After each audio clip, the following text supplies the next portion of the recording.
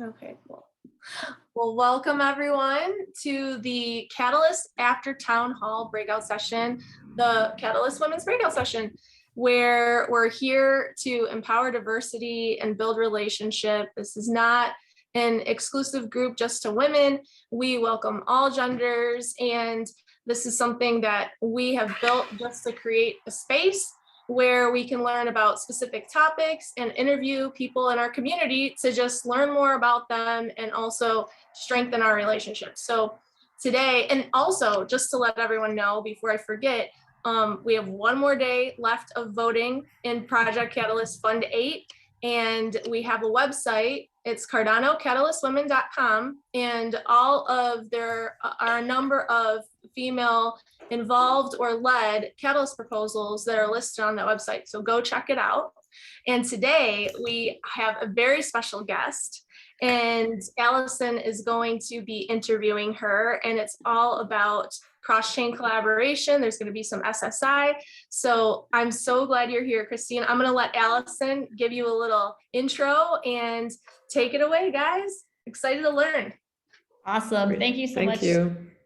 Thank you, Dana. I'm really looking forward to this conversation. And Christine, thank you for joining us. It's really great to have you here.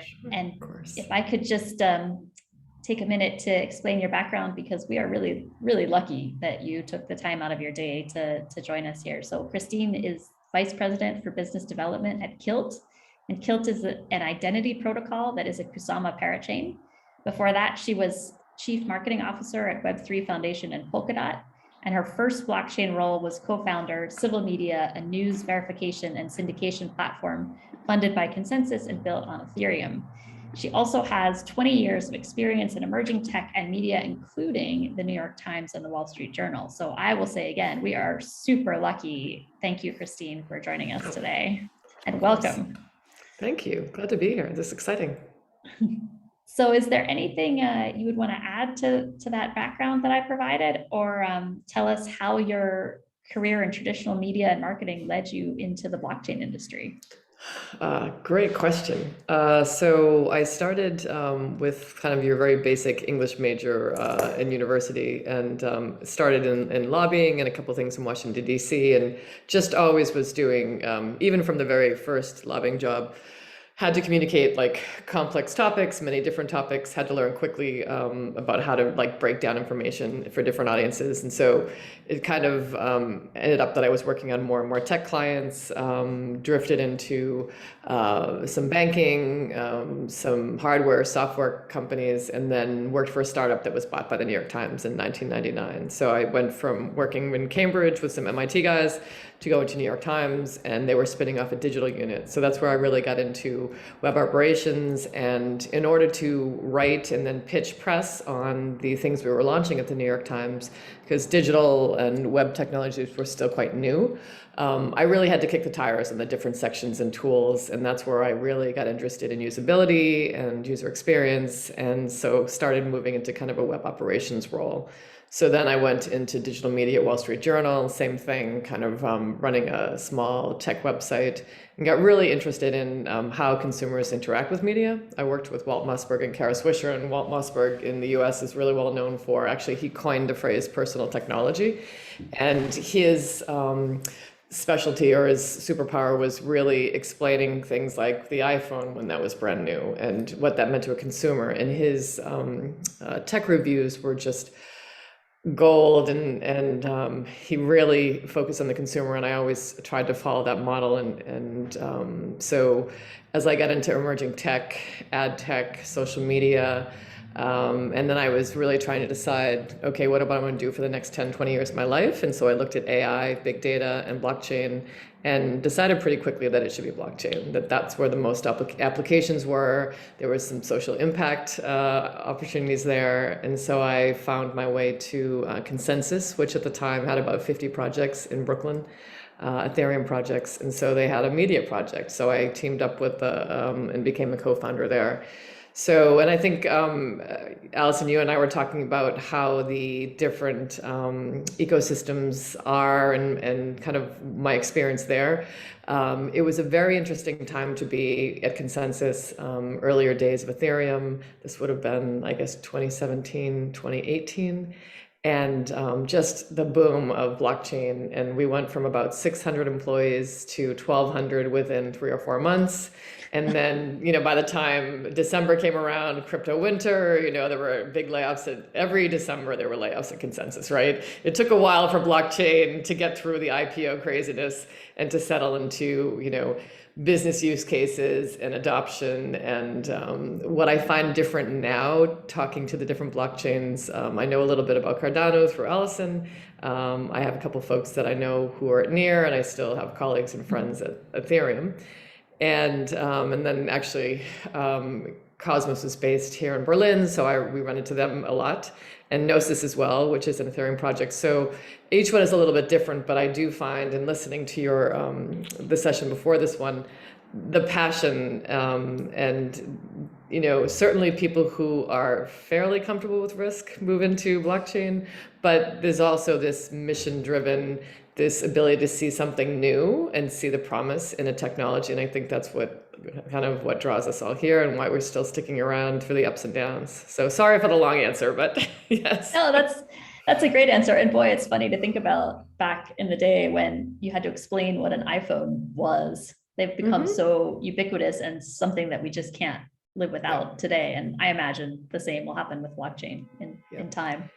And I think we forget that. Like, I'm old enough that there was no email. There was just barely computers when I graduated college. So no email. Your inbox was physically your desk, your inbox, and you came in on a Monday and it was stacked. It wasn't 20,000 messages in your Gmail. And so that's only 30 years. And so the fact that we've all been in blockchain 5 years, 10 years, and how rapidly it's changed in that short of time. Going from email to blockchain in 30 years, and then the scale of a change in the last 5 is it's spectacular. Yeah. And I don't think it's slowing down either. No. But you mentioned the different cultures between, or the communities of Ethereum and Cosmos and Near, and of course, Dotsama and Cardano. But I know you worked in both the US and in Europe in a couple of different places, all within the blockchain industry. Do you think the environments are different in each of those locations? I've never really thought about that. I was definitely attracted to Berlin, came here from New York. Maybe it was the time of blockchain kind of growth or infancy, but it was very heavily financed. It was before the word DeFi was there 5 years ago, but because of New York and Wall Street, it was very heavily financially driven, financial projects. But with there being a lot of foundations and nonprofits in New York, you also saw it's a very big social impact group at Consensus, and did a lot of conferences, a very big conference in DC, had a lot of real influence there. So I think at the beginning, at least, it's almost like we started in finance, then we branched out again, and now we're back into a DeFi focus, right? But in terms of, I would say more focus on things that might touch on GDPR, databases, there's that kind of storage sensibility that's a little more sophisticated in Europe. But now that more and more companies in the US are all operating globally, I think people are more aware of the same things that Europe might have had a little bit of a head start on for tech and for blockchain. What is different is obviously, before COVID, when we were all stuck in our homes in lockdown, just how international the teams are here. US teams might be US Asia, US South America, whereas in Europe you just draw from so many different countries and cultures and languages, which is really fascinating when you go to meetups. And I think that's really important for blockchain, that you're naturally bringing in a lot of different perspectives when you're building, and you have to take all of those audiences into perspective. Yeah, I think that's really well said. So now you work for KILT. Can you tell us what is KILT? Sure. KILT is an identity blockchain, And you can create and verify credentials through the KILT blockchain. You can build applications that can make businesses out of doing that using KILT blockchain. And so we are a layer on top of, we're built on Substrate, which is the underlying technology for Kusama and Polkadot. And right now we're a Kusama Parachain, and eventually we will become a Polkadot Parachain. So that means we can collaborate pretty closely with other Parachains within the Kusama and Polkadot ecosystem. So that's a really nice kind of baked in collaboration opportunities from the beginning. So I'm gonna back you up there, because this is all about cross-chain collaboration, and I think our Cardano audience might not exactly understand what the difference is between Polkadot and Kusama and how they're related. So maybe if you could give us a brief. Yeah. Sure. Kusama was launched first, and it was seen initially as kind of like a test net. It would be, the motto is expect chaos. You build fast, you break fast, you move on. But then it became it's very much a standalone chain now. Some people can launch on Kusama and remain on Kusama. You still have, the whole relay chain, shared security structure that you have via Parachains. And as of, I think today, a few hours ago, what's called XCM, or cross consensus message format, which is the ability to send transactions and messages cross chains, cross even smart contracts. It's a really interesting feature that's just been added to the Parachains, like as of today, and the community's been waiting for it for a long time. So it opens up even more cross-chain within our ecosystem. But what's interesting is there's also the ability to talk across bridges, which means eventually when there's a bridge from Polkadot to Cardano, then it would be much easier for us, KILT, to jump over and work with your teams. So we're getting there. This is slowly but surely, but we've all been waiting for this XCM. And I love telling this story. It's why I never, ever give investment advice. I did not think Kusama would survive. I thought it was a test net and an interesting experiment, and that it would be used until Polkadot launched, and then Kusama would fall away. And clearly that was not the case. And anyone who listened to me when I said sell Kusama at $12 was probably glad they did not. Yes, it's gone from 100 to 600, back down a little bit, but it's always remained strong. And it's just the ability. So, there's been some buzz in Dotsama, we call it, Polkadot and Kusama communities, about these crowd loans. Like we have a crowd loan mechanism where the community can help you lock your coins for a certain amount of time, and that helps raise the funds for someone to have a parachain and start building. So then you can actually launch your chain, same day as securing your parachain slot, and then you're out on the races, and you can then pretty quickly decentralize and then start building applications on your parachain. So that process was very interesting, and so the Kusama Parachain auctions came first, and it's very easy to see people slowly starting to migrate to Polkadot. More expensive chain, more transaction speed, more security, but it definitely, like you said, is much more than a test net. And this is all brand new. I hate using the term like bleeding edge technology, but it really is. And so it's not a bad idea to be able to test and make sure your parachain works first on Kusama, and kick the tires. And also it allows you pretty quickly to test business use cases, get partners up and running, decide the direction. You're able to test a lot faster.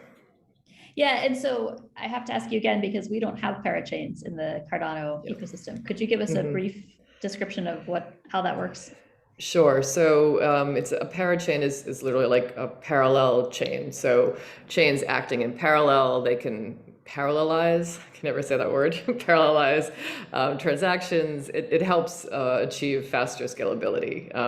So you're sharing with this relay chain structure, you're sharing the security of the network. And it means basically that instead of each chain needing to build its own security into its own chain, you can actually create, custom, very purpose-driven chains. So you can have an identity chain, you can have a storage chain, you can do more of a DeFi chain, and then you can kind of piggyback on this underlying shared scalability and shared security of the larger relay chain, kind of the hub. It's like a hub and spoke type of structure.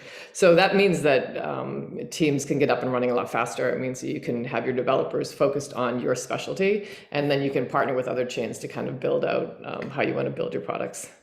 And the other interesting thing is that Parachains can have your own token economy, your own token. And so they're each like your own little business, self-sustainable. And they can all have very different token economies. You can decide how you're going to set up your crowd loan. You can decide how to set up your own inflation models. And so that's where you also see, you know, the sophistication of how people are structuring their business and how they're, you know, some people might go for more of a short-term or long-term strategy. So am I understanding correctly that when a new token wanted to launch on Ethereum, they would do an ICO, but their token was kind of inferior to the Ethereum token? Whereas if a parachain launches, it gives the project a lot more flexibility and strength in their token process. Do I have that right? I don't know about the strength of the ICO versus a parachain token. I do know, obviously, like ICOs obviously were very, like, you know, some of them were built and launched on the basis of a white paper only. Yeah.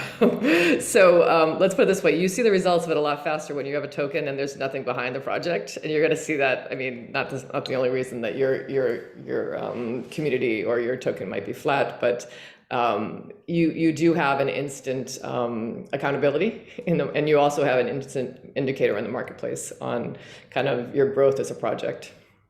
And Megan asked a question about whether parachains are similar to rollups, and I honestly don't understand enough about rollups to dig any more into that question, but I'll let you. I'm not exactly sure about that either. Yeah, because we're more focused on the actual parachain side, and the rollups. I can't answer that either. It's funny. The question did come up the other day, and I meant to dig into it.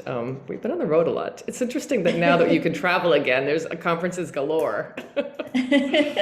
Well, but we can get back. We can throw this back into the community. We can get back to you with that answer for sure. And so because then you go into ZK rollups and you go into different kinds, and then it gets way sophisticated. Yeah. So let's shift gears and talk about identity, because that's what you mentioned. That's what KILT is doing. And just as an aside, I'll mention that I had spoken with this group about a week ago about I'd spoken to this group exactly a week ago in the After Town Hall on the basics of self-sovereign identity and what that is. So rather than asking you to recover that, I can just refer anyone who wants an SSI 101 to look at that presentation, which is on the website that we referenced in the chat before. But so knowing that KILT is an identity parachain, and I'd already mentioned Cardano doesn't have parachain. So what we have is Atala Prism, which is Cardano's implementation of a self-sovereign identity protocol that allows users to create decentralized identities and issue verifiable credentials and store a proof of that credential on the Cardano blockchain. So it could be verified by a verifier. So can you talk about what KILT is doing in this space and how that might be similar and different to the way that Cardano is approaching it? Mm-hmm. So it's very similar in that, but it would be all within the KILT blockchain. So we're using, Polkadot for underlying technology, but actually all of the verification, verifying a credential, testing a credential, storing a hash, or, to prove the validity of the credential, that would happen on the KILT blockchain. So it's kind of this very closed, well, I shouldn't call it closed system because it's open source, but it happens within the chain. The technology is embedded within our chain. And so what we have is actually then we're following kind of like a WordPress or a Drupal model where we want people to build layer applications on top of KILT blockchain using these identity elements. and you can actually build businesses. So there are ways that you can build, just like the way that a Department of Motor Vehicles has a business in issuing, driver's license and that credential and keeping them up to date. There are many different variations of businesses you can create with a kind of an attester and verification model. And those actually could exist within DAOs, existed within Metaverse. So it's pretty interesting in terms of like a Web3 type of business that is just becoming possible through these decentralized technologies. But to simplify, before we get too deep into that, the first thing that we have to do when we talk with folks about KILT or talk with partners is kind of remind people what identity is, what digital identity is. And because we've all kind of given up a lot of control over our digital identity a long time ago through Facebook and all the different social media channels and the different even databases and AWS and Google. And so it's really interesting to show people that through blockchain, through this SSI type of concept, there's a way to kind of start to regain the control. So by building some applications on KILT, you can actually give people the self-sovereignty over their own data, how they want to share it, who they want to share it with, the ability to partial or self disclosure in a way that isn't possible, because usually when you sign into various services, you're giving them quite a bit of information that they can then silo, resell, monetize, and it's very difficult to ever get that back. Yeah, exactly. In KILT, you referenced it has its own token. So how does the KILT token fit into this process? Sure. So the utility of the token, we have a treasury. So certainly that treasury is funded through the KILT tokens. We have a certain allocation from the very beginning that started the KILT token, and it's continually getting minted. So we are really trying to encourage our community to use the treasury, and we have to do a lot better job of educating, doing some campaigns to drive builders into the proposal process. And I've been super impressed, just blown away by the Catalyst process and the platform, and such a very thorough, thoughtful process that we have a lot to learn from Dotsama and also certainly KILT. So that's been really such a fantastic experience for me in this project. So we've just started launching a couple of applications where, in order to create what's called an on-chain DID or a decentralized identifier, basically a way to a digital fingerprint that you would then keep and then attach credentials to. In order to, put that in the wallet that we've created, share your store and share your credentials there, it's going to be a deposit of 2 KILT. And there are a couple other functionalities that will take a deposit of 2 KILT. So that will slowly start locking up, and that's another utility for the coin. The services will be free, but some of these elements where it will take a little bit of gas costs or whatever, we will have a deposit of the KILT coin. And then certainly there's, you can stake KILT. We have our own staking platform. And so we actually have our chain's a little bit different. We have our own coallators, which are similar to validators in the Polkadot ecosystem, and delegators. So you can delegate your coins. They're staked on the coallators in a very transparent platform. I actually didn't realize that. So when you talk about delegating and validating, I think the terminology we would use in Cardano would be staking and stake pools. So Probably, yes. Yep. KILT has its own delegation and validation process where there's a creation of KILT specific blocks with transactions. Exactly. Yes. Yep. And you can, it's stakeboard.io, I think is the URL. So, and what's interesting is one of the things we just launched is something called Web3 name, where an element of this on-chain DID, which is usually a string of 24 characters, letters, numbers, symbols.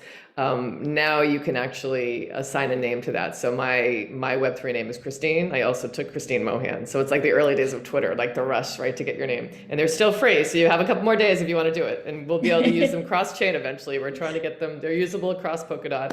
Eventually, hopefully, we'll be able to use them for Ethereum wallet addresses as well, and some others. But it's one of those things that we're constantly trying, because identity is universal, because we want it to be, our products to be consumer friendly, a long string of of, code identifying you or identifying your transactions and signing transactions. It's much nicer if there's actually like a human readable name there. So that's when you go to Stakeboard, you'll see that some people have chosen their names, and that's going to identify them. So again, it's also a branding thing. It makes blockchain a little less scary and a little bit more human, and it allows people to kind of build some reputation also. Cool. Yeah, I definitely want to come back to that. Maybe we can ask you for a few more details.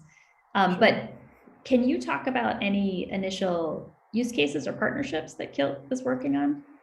Sure. So we've been a long-term project. Government projects are always a little bit longer to get going, like big business.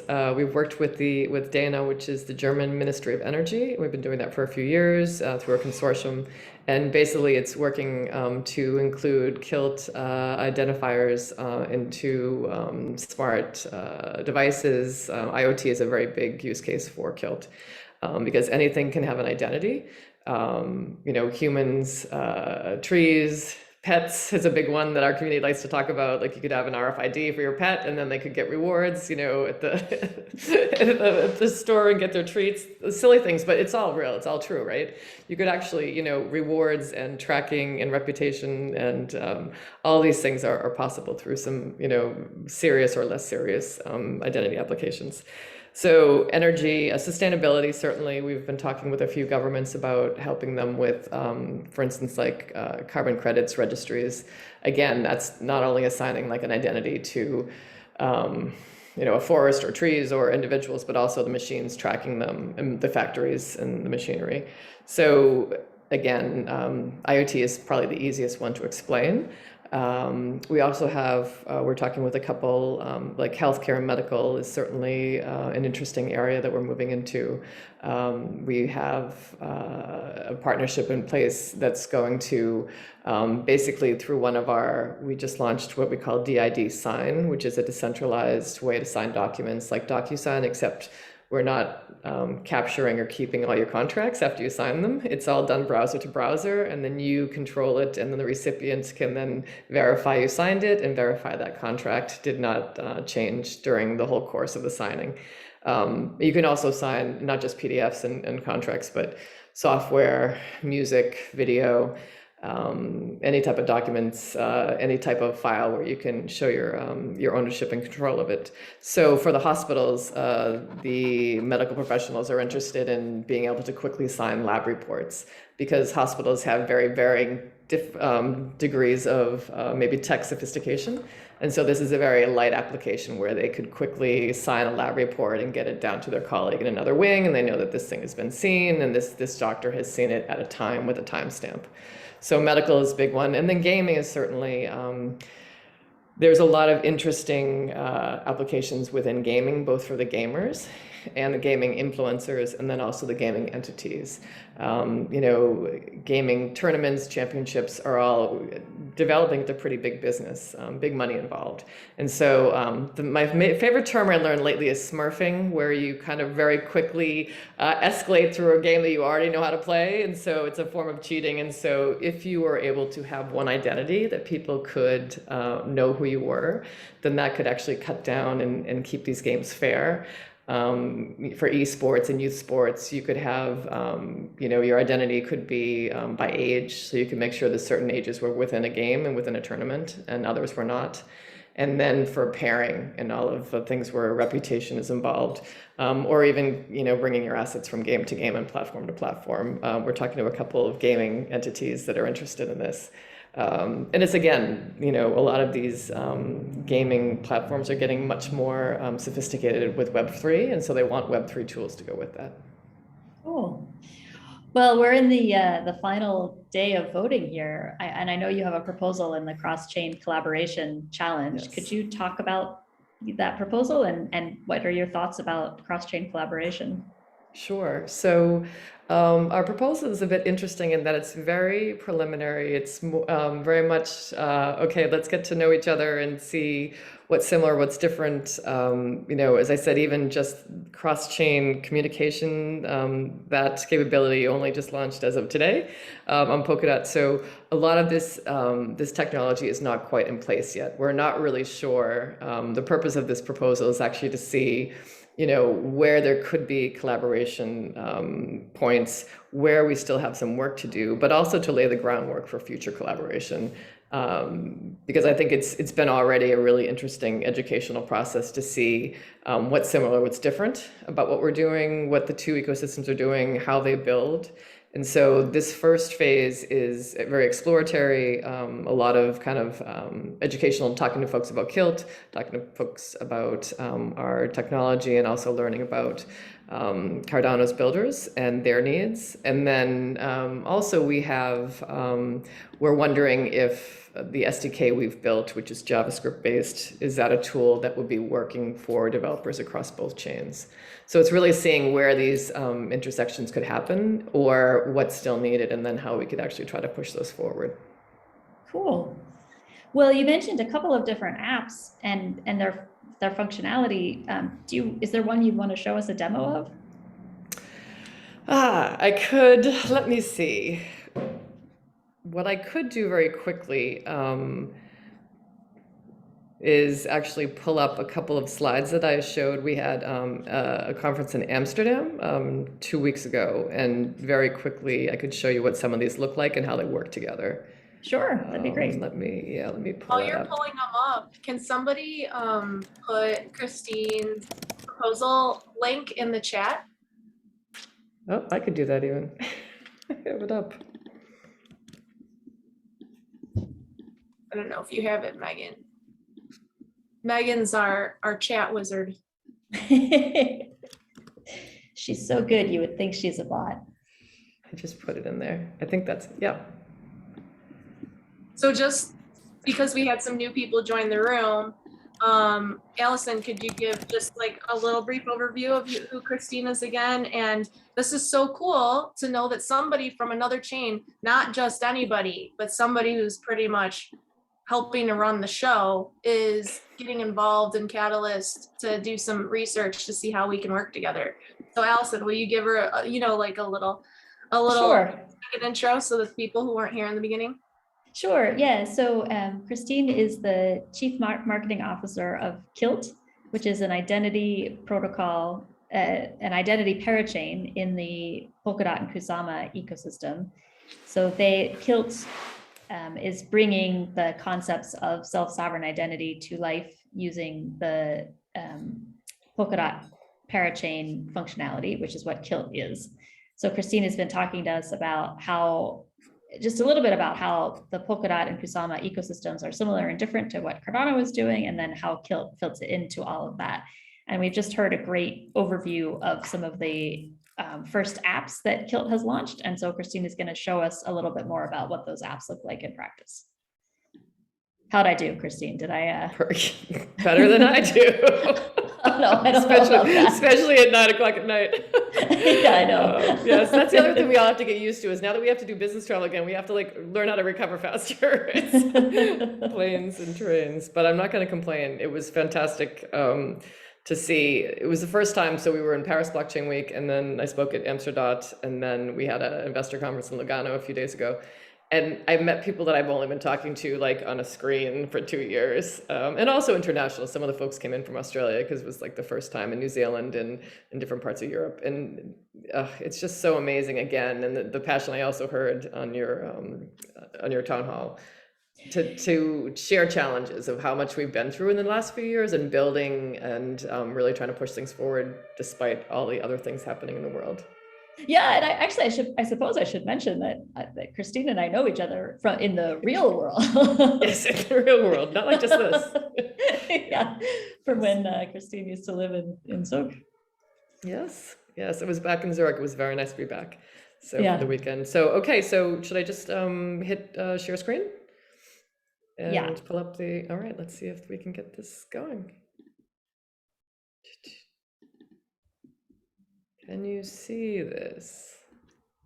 Yes. Okay, let's get it up to slideshow and we can toggle through really quick. And let me pull this down.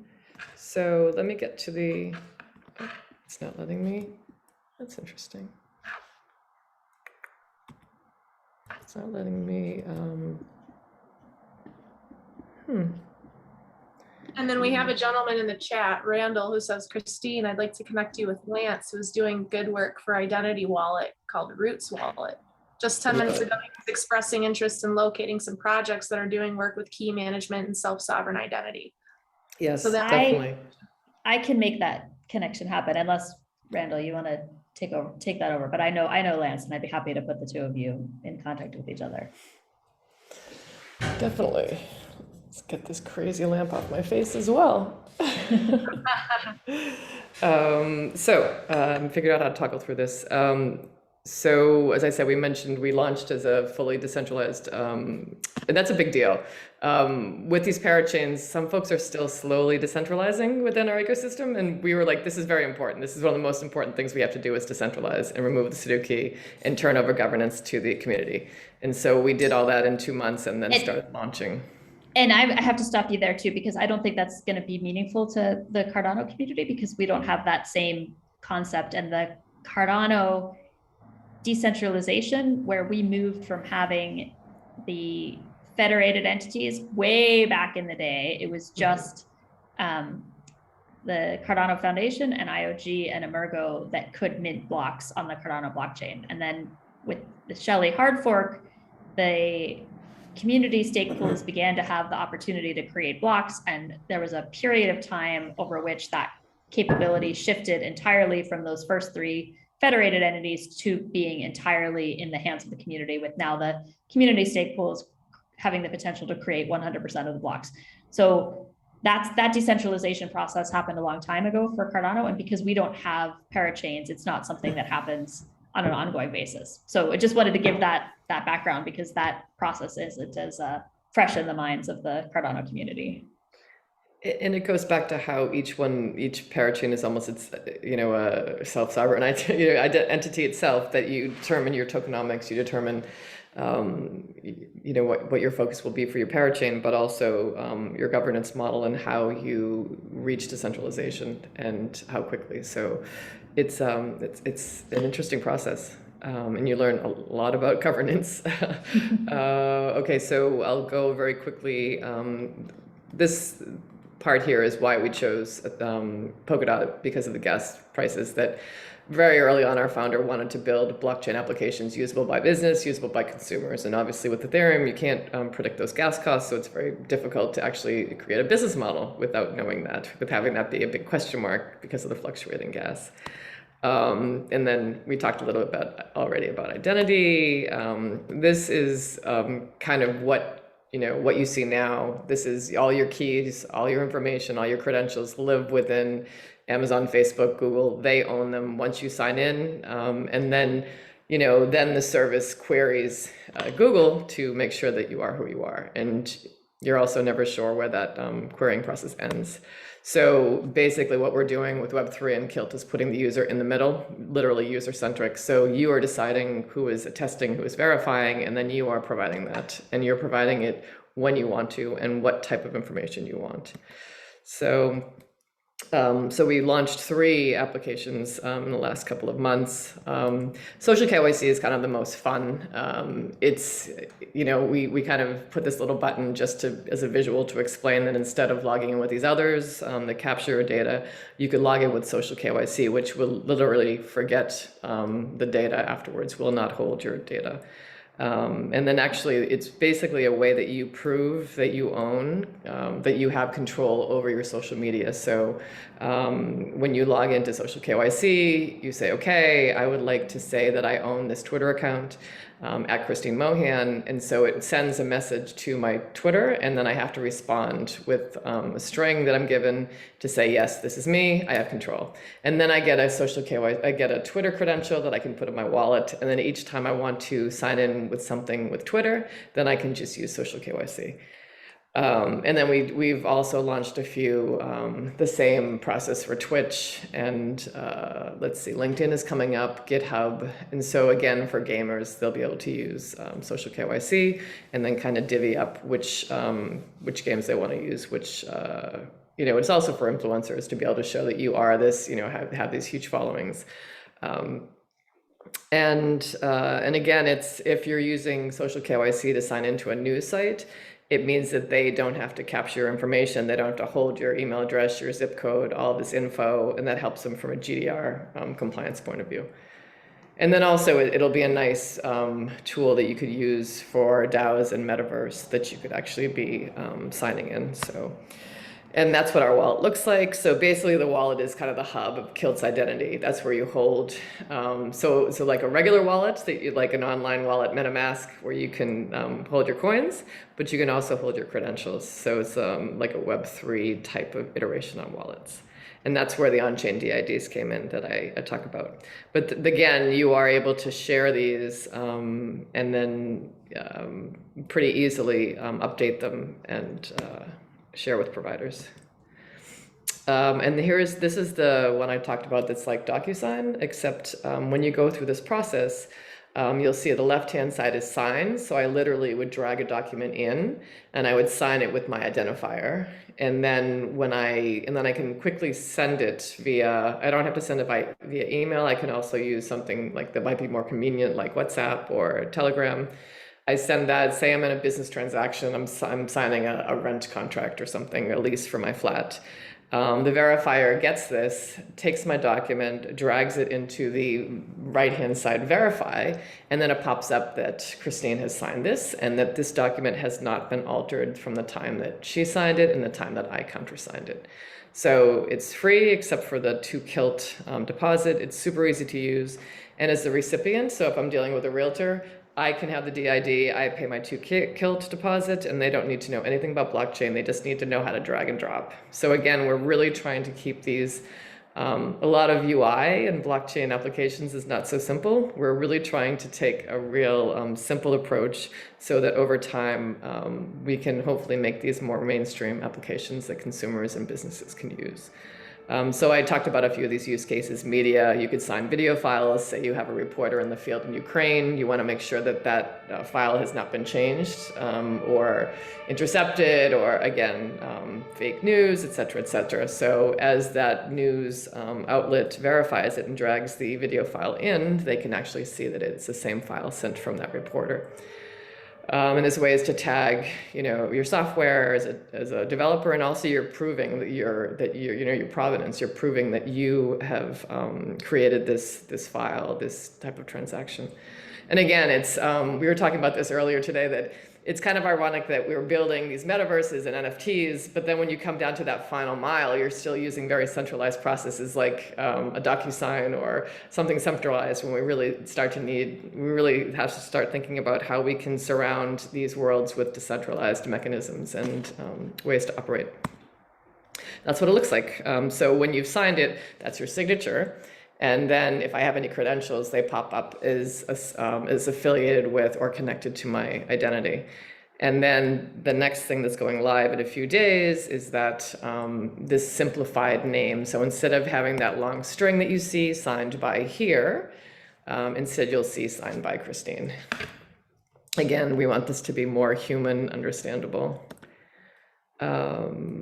And there's the stake board that I talked about. So when you're staking KILT or when you're delegating, you can now see on the left-hand side, some of the folks have chosen their Web3 name. So Staking for All, that's Shez. She's out of South Africa. So now people who are new delegators, they can say, okay, I can verify that this is Staking for All, and I can see that that's her Twitter account, and I can look over Twitter and see that she has 20,000 followers, and she's a good person to stake with.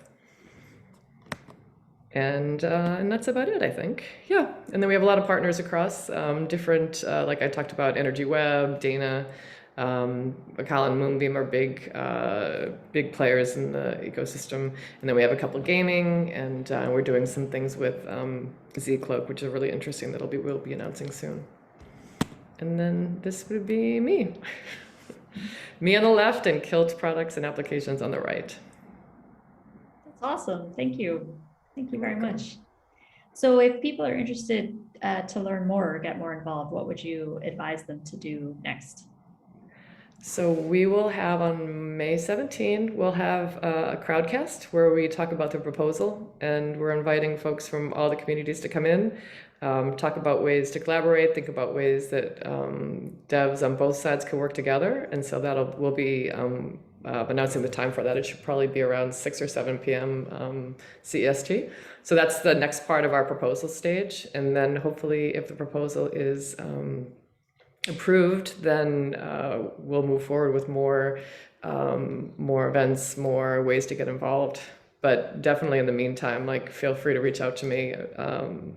We're definitely, my job is working and building partnerships not only within our own Dotsama, but other chains to have learnings like this. And it's really fascinating to see how different and how similar the different ecosystems are.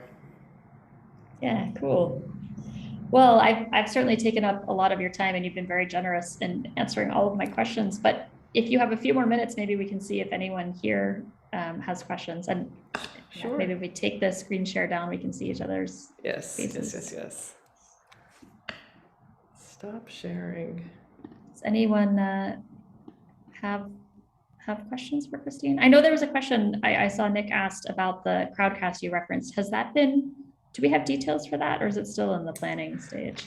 Still in the planning stage, and I can drop that back to you. We can set up a time, but it is the 17th, which is a Tuesday, I think. Yes, would probably be, we're trying to find the best time for everyone in all the time zones, so probably about 6 or 7 p.m. That's Central Berlin time. Yep. Yeah. Yep. Central European Standard Time. Mm-hmm. Yep, Dana. And we'll also promote it off on our tweet and on our Twitter and all of that. So we'll make sure that we get the time out there and all the details probably in the next few days. And I, for those of you here who are part of the Prism community, I'm going to try to remember to put that link in the Prism Slack channel too, so we'll have access to it. Great. Dana, you are on mute. She still can't talk. I can't cope with the life where Dana is muted. That just doesn't compute. Maybe we can take Nick's. Oh, there you go. Can you hear me now? Yeah. Yeah. Oh, my mouse wasn't working. I'm like, how do I unmute myself? I am fascinated by the social KYCs. I think that is amazing. How many people is that already deployed? People are using it. Yeah. Okay. Yeah. How many people are using it at the moment? How many users? Do you know? It's funny. We've had 10,000 people sign up for Web3 name. So that was like the hottest thing to fly off the shelves, so to speak.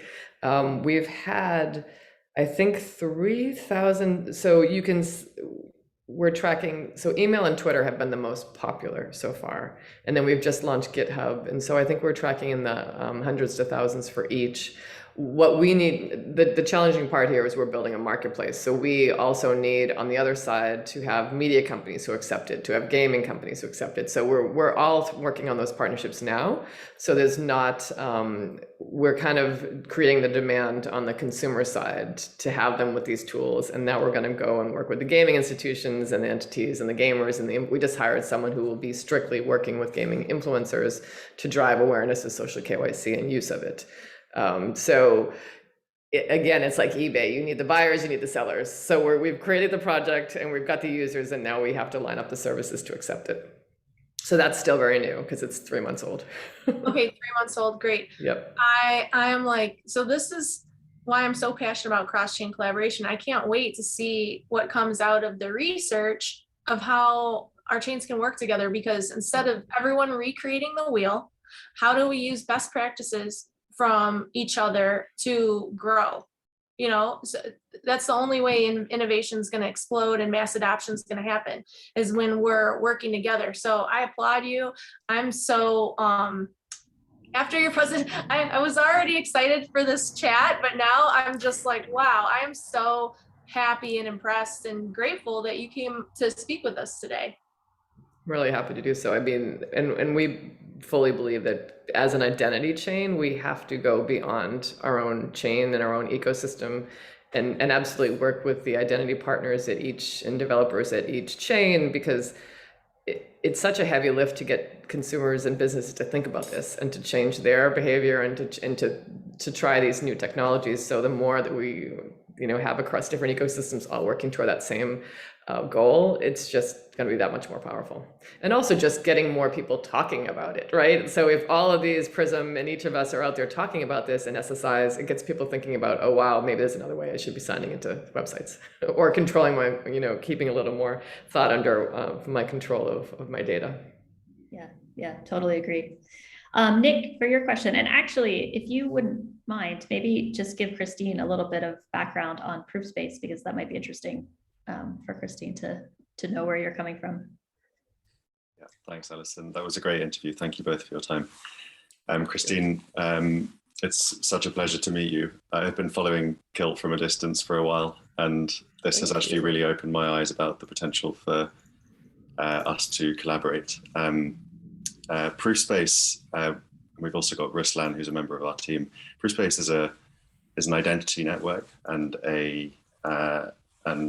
identity network wrapped with a bunch of no-code tooling for building, validating, and scaling SSI solutions. So we built on India originally and are now integrating Prism into our platform. And I'm excited about the possibility that we might be able to do the same with KILT. Great. I was curious what you see as being the differences between KILT and Prism. So I've dug in a little bit to Prism, and I think Alison might know even more the differences. It's actually looks like certainly the approach is very similar, that it's, looking for adoption from enterprise, from government, from consumers. And so that's very exciting to me to see that same approach, because I think it's going to have network effects rather than just going for business, and also business and especially government take longer, right? So these are 2, 3, 4, 5-year integrations. From a technology perspective, I noticed that there was a very heavy focus on mobile, and we actually are doing a mix.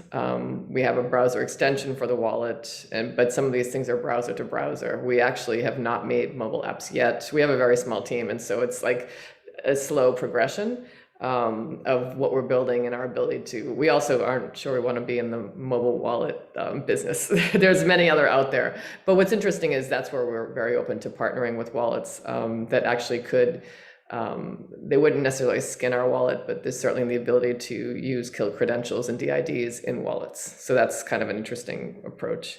But what I think is interesting with Prism is, as we become more global and we get a little more attention, some folks have come to us saying, you have to do a mobile app because I don't have a desktop computer, I don't have a laptop. So we forget in different parts of the world and just different roles and ages and demographics, some folks will never have a desktop. So we want to make sure that we can reach these folks too. But I think Alison can probably give a much better side-by-side comparison of KILT versus Prism. Yeah, well, I mean, on the SSI side, I think there are not, a lot of differentiations. I think that the technology is generally the same. I would say that KILT is ahead of where Prism developers are in terms of the apps that you have. I don't think anyone, let me rephrase. I know that no one no Prism developer has built native tooling to that user-friendly live degree yet. I think there's some interesting differences on how the blockchains work, but I don't know that they're that relevant for how the SSI works. I mean, I think it's very interesting that KILT is a parachain with its own native token, which is KILT, that has its own separate governance approach. Whereas in the Cardano side of things, Prism runs using ADA, which is the main Cardano token. And so it is governed and has the same tokenomics as the entire Cardano ecosystem. I think that sorry, you mentioned that KILT has its own staking and validating. Yep. And that from an ADA perspective, that again happens across the Cardano ecosystem. There are still some questions around how the Prism nodes themselves will work and who's going to run those and how they'll talk to the Cardano blockchain. So I think Prism is still in an earlier phase of development. And we actually launched with an LD pause, so which is a limited delegated proof of stake. Proof of stake. I know the part proof of stake, but the LD, I always struggle over what that is. So we even like branched out a little bit from what most of the Polkadot Parachains do. So not a lot of folks rely completely on the relay chain and the validators through Polkadot or Kusama. We actually have our own level. We wanted that additional level of to be a bit nimble, but through our own governance. We started with only 16 validators, and very quickly, validators, yes. Validators and delegators call them. Actually, sorry, collators. So a collator is the same as a validator, the person who's actually doing the staking. We had 16, and very quickly we had more demand on that. And so as the chain was more stable, we could now, I think we're up to 32. We'll probably go up to 75 and a little more. So even that, ability to, that's happening through governance, that people are making a proposal. We'd like to increase, at the beginning, the council's a little bit small and we're trying to keep the chain stable, but more and more those decisions will be made by the community. And it's interesting that you mentioned you don't have KILT doesn't have a mobile wallet. The person that Randall had mentioned earlier on in the chat that I should connect you with, they're building a Prism wallet, open source wallet. So that maybe that will be an interesting we would love to talk. There's a lot to learn there. And there's obviously some great wallets that are being built in the ecosystem. And also we want to be able to have like staking within the wallet and all these things, but it's the credentials piece that makes ours a little bit different. But yes, having the browser extension was the quickest, most secure way for us to launch first. Although I have to say, speaking of wallets, I now have my Proof-Space wallet on my phone, and I'm very excited to be using it. I gotta check it out. Yeah. Dana, did you have another question? Yeah, well, I have another personal question, but I just want to address Emmanuel put a question into the chat.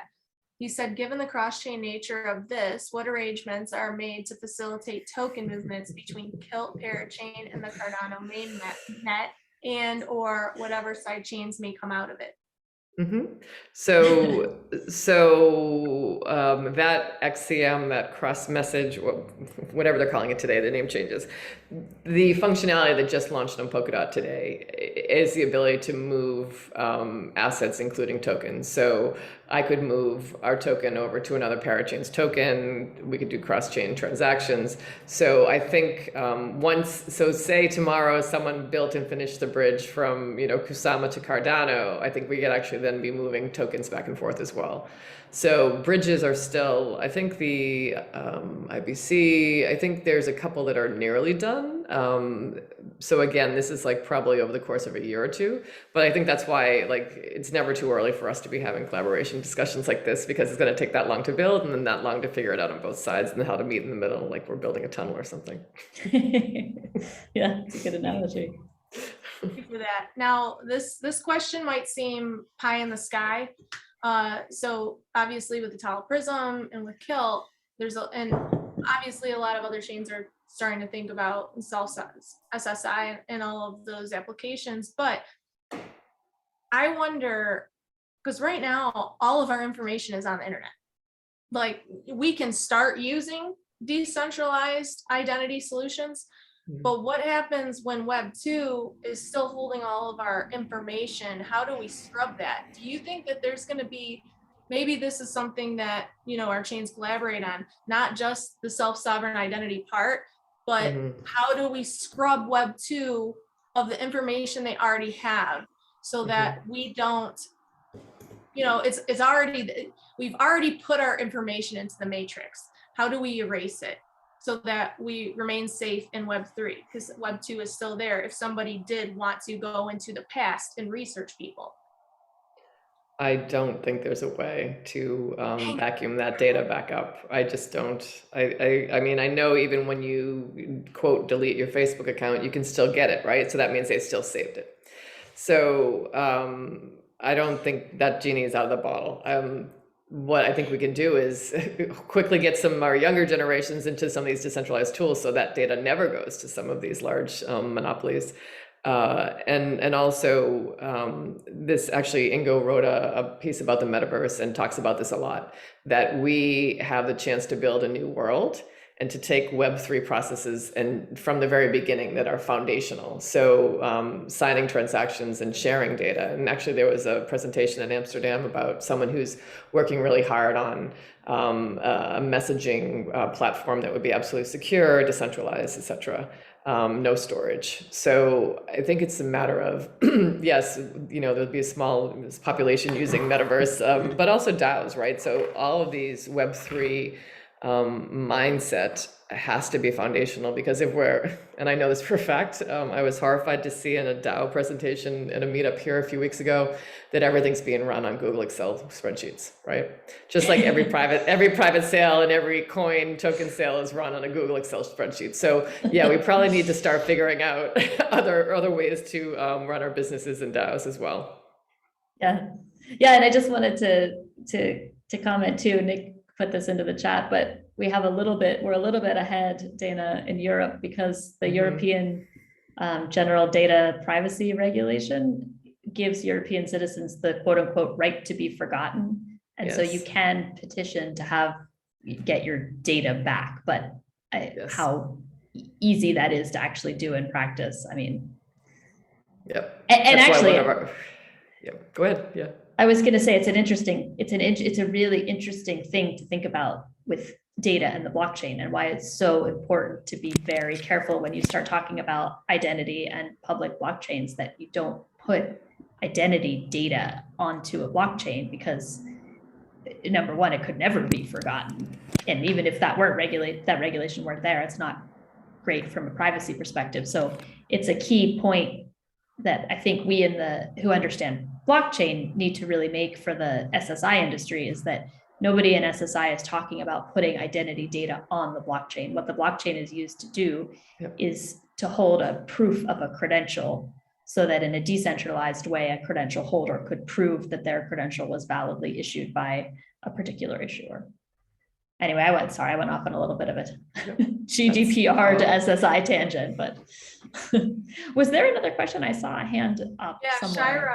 Shira had a hand up. I also love the Wayback Machine archive. That's a great way to look at it. Perfect. I just wanted to bring up you brought up what was happening in Europe, but also, California has some pretty robust privacy laws that they're putting in place. So you could, in theory, go ahead and request, them to erase your data. I think we're always talking about educating people. So it just seems that it's going to become more important to create these kind of educational spaces that we, tell people and show people how they can go about doing things like that. Exactly. Yeah, actually, sorry. Lobbying, no, I mean, that's just so interesting. Lobbying for legislation or laws that basically are going to say these companies, I mean, the evolution of it will be, now we have a choice, but if everyone starts choosing, no, I don't want my information, then it could evolve into, now there's fines being, you're just not allowed to. Companies are just not allowed to take your information and do whatever they want with it. So it's going to be a very interesting future. I just learned, and I need to follow up on this because it's a fairly old pilot at this point, but a few years ago, Zug, the town where I'm living, piloted a digital ID for residents where the proof of the ID credential was stored on the Ethereum blockchain. So I need to follow up on that ASAP. And there's still a lot of hurdles even when people see a technology that works. So a few years ago, before I came to KILT, they had built a COVID app, and the COVID app actually used your face as your identifier and nothing else. So no name, no age. You just showed your face. This is me, and I don't have COVID, and that type of thing. And our CEO walked it around, and pitched it around to a couple of the government ministries here in Germany, and they just said, no, we don't want to create two classes of citizens, vaccinated and unvaccinated. That would be very problematic, which is of course exactly what happened. But now the COVID apps have all of your information. Now you go to the restaurant, and those apps are always getting hacked. So it's become a disaster. And ironically, the technology is here to address this crisis, but we're still using these same very siloed, very centralized data repositories with our very personal information. But my next question, actually, sorry, I didn't put my hand up, but it has to do more with the community sentiment around, I mean, you're creating these things and you are expanding into cross-chain, and you have worked with a number of other blockchains. How, as somebody who has worked with other chains, how are the communities different? And do you see a warming up to this sort of working together, or do you still see a lot of maximalism? How do you handle it and things of that nature? Yeah, there's still a bit of maximalism. Yes, to be honest, of course. There's even becoming a little bit of a Kusama versus Polkadot. So even with our own ecosystem, we're starting to see who's a little bit. There's a little bit of a preference or a focus. Kusama is going to be the smaller, and Polkadot's going to be the faster, bigger brother, stronger, better. And it's very funny to even see within, like, we're all working together and we're all evolving into these different onto the same chains. But you get very caught up in as I'm sure you know, each community has its own kind of, sometimes the mood is set by the founder, and sometimes you have different personalities in different tribes, and it depends on how many people founded the protocol, and how many core devs and how many OGs. And so you definitely see a personality for each one. But what I am seeing is the exciting thing is as some of us start moving around, I'm still, keeping tabs on my Ethereum colleagues and talking to them about what I'm doing. And I know the guys from Uport, who were one of the very first identity projects out of Ethereum. They were quite early, so early, before standards were even being made. So it was very difficult for them to get traction. So we're all in that way learning from each other. But yeah, that was the plea that I make when I've been talking recently at some of these conferences, even within our own ecosystem, that I often try to do shout outs from. And now, of course, I will add Cardano and your the Catalyst system and the treasury and the programs and your whole structure, which is incredible. That we all have a ton to learn from each other. And it's a real shame if we actually stay within our own ecosystems, and because again, rising tide lifts all boats, and there's just so many folks out there who are doubtful about the promise of blockchain. And so that's what we should all be kind of coming together to, I don't want to say fight against it, but to turn that attitude around and show people what the potential is for some of these applications to really take hold with consumers and change people's lives in a real way.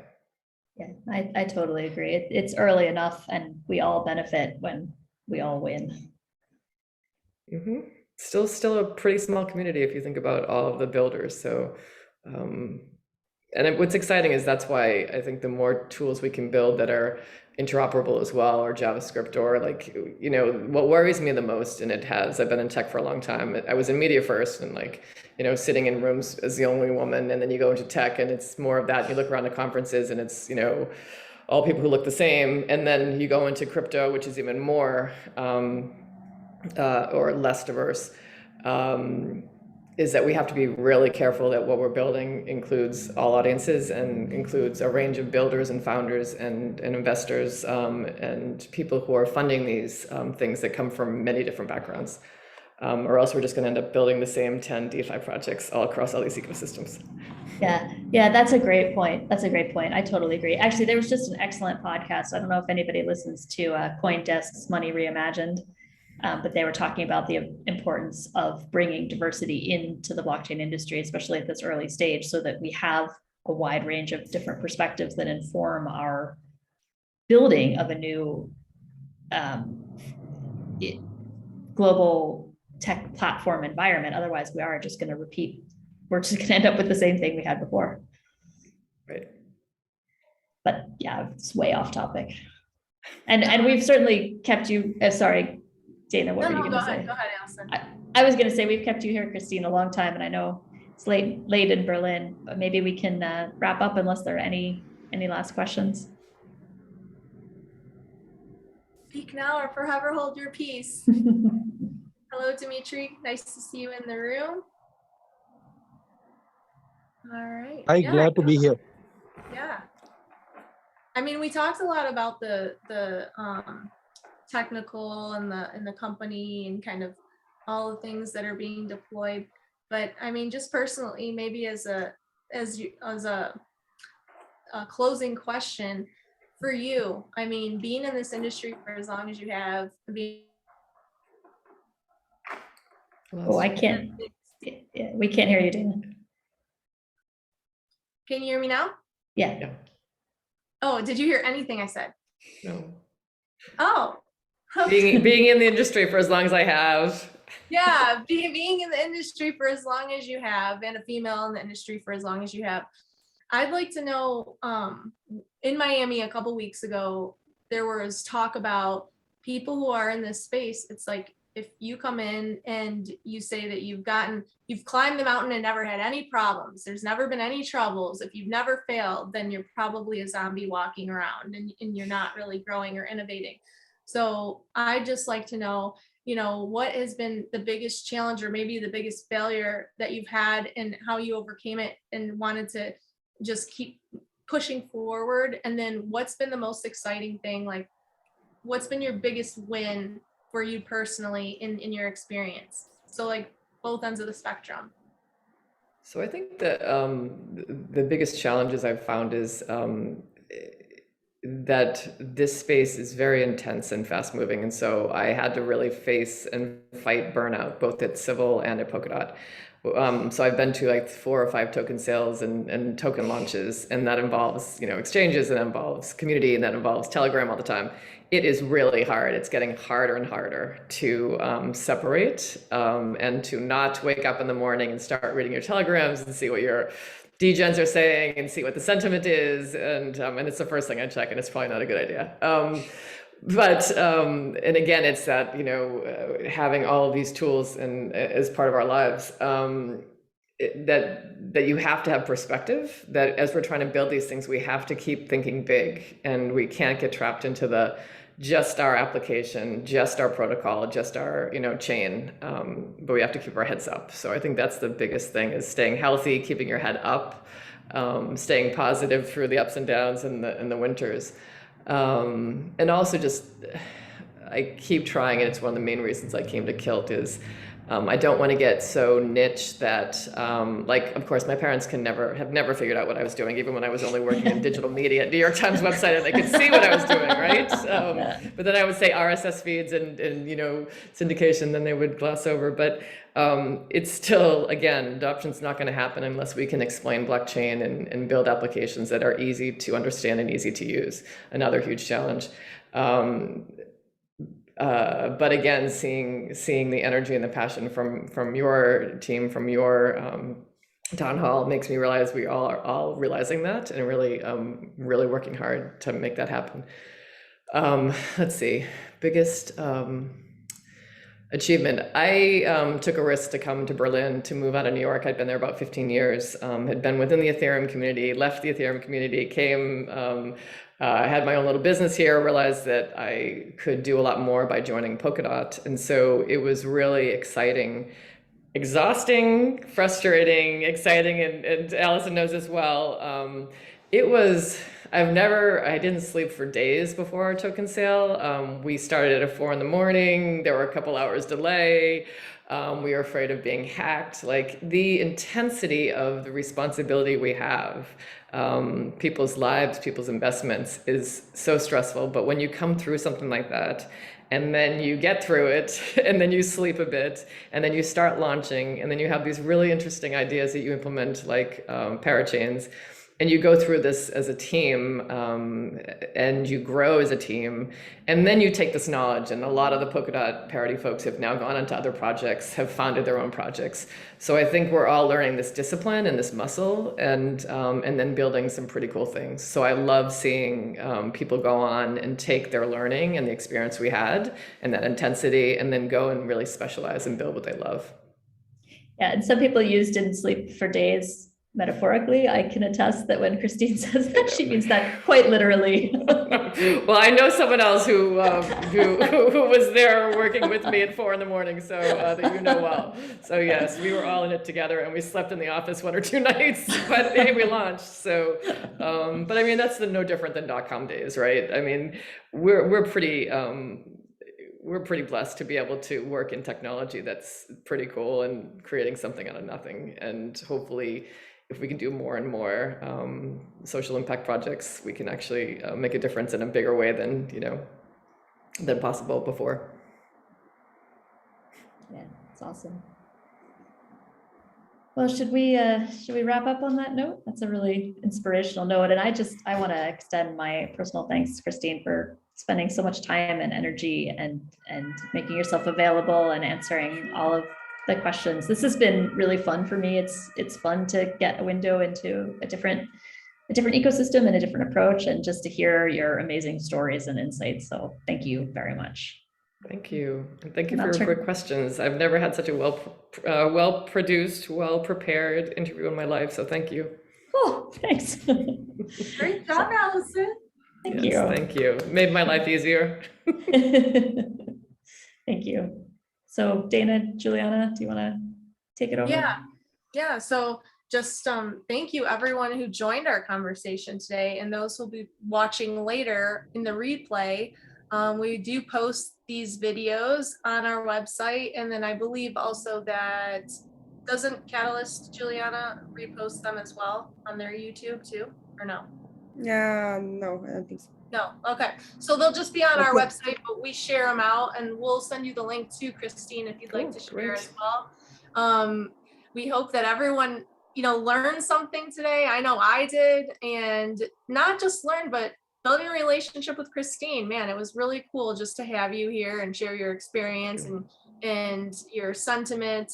So just an honor to be here with you. So if anybody again has any voting time left in the day before it shuts down, Christine does have a proposal out there as along with a number of us. So Christine, which challenge is your proposal in, and what is the name of it, just to say it out loud so that the replay, if somebody's listening? Yes, I have to find the name of it. It's in the chat at the beginning. The challenge is the cross-chain collaboration. Yes, cross-chain collaboration. Yes. Cross-chain collaboration. Mm-hmm. And did you have any? Yeah, here it is. Did you have any? I know that Tommy let's see. Yes, it's called KILT and Cardano. That is the name of it. And it's in the cross-chain collaboration. Mm-hmm. Amazing. And Tommy would have been here tonight. There was a competing event in the Veteran Community Advisors process room that he had to attend. So he was sorry he couldn't make it. Yes, he's been helping us through the whole process, which has been great. Yeah, he's a great co-proposer for sure. And again, go check out that CardanoCatalystWomen.com and look at some of the other women's proposals that we have up there, and keep your votes going. Thanks everyone for joining us.